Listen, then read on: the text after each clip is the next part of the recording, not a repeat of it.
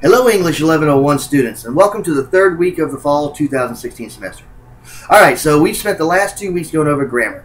I've tried to make it as fun as possible, but I know that it's not always fun to talk about grammar. But now we're getting into our writing assignments. So we've laid the foundation for good grammar, and I will actually be grading you on that throughout the semester. So I hope you didn't just do the assignments and then forget everything you learned.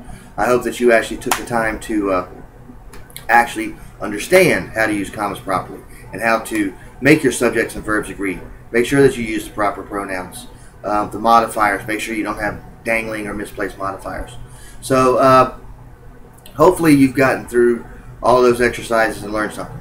This week we actually start our writing proper. And what we're going to do this week is we're going to start our personal narrative. So you'll see that I've got the introduction to the narrative, and I've got you some readings out of my blank English book and out of Salvation. Now I understand that some of you may not have the textbooks yet.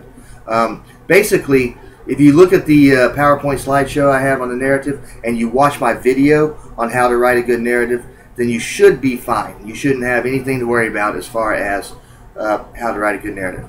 Make sure you follow the instructions. I've got the instructions uploaded. I've printed some here, and you can print them yourself, or you can put them on a flash drive or whatever you need to do to have easy access to them. You know, just in case D2L decides not to work someday. I would actually have a copy somewhere else that you can refer to. Bear in mind that you're going to need to make sure that you talk about an event that's important in your life. Don't just talk about how this morning you were driving down the road and some idiot cut you off and hung you a bird. You know, that's not important.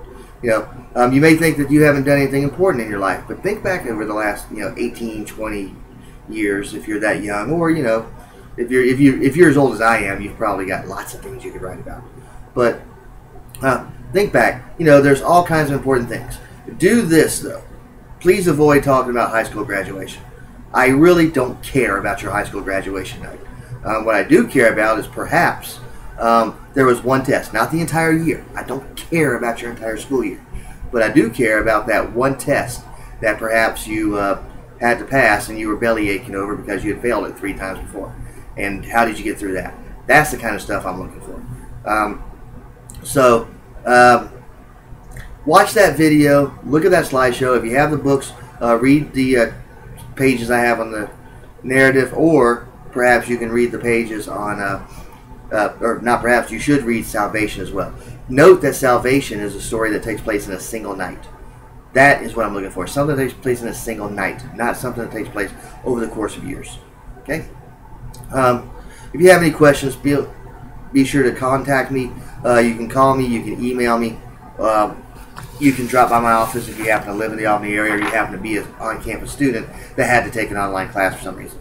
And remember that your first draft will be due next Tuesday, because I want to have you do some peer review, and we'll talk about that next week. Don't worry about peer review yet. Get to work on those narratives. Tell me an entertaining story, yet it's still one that you learned a lesson from, and you should do just fine on the assignment. That's all.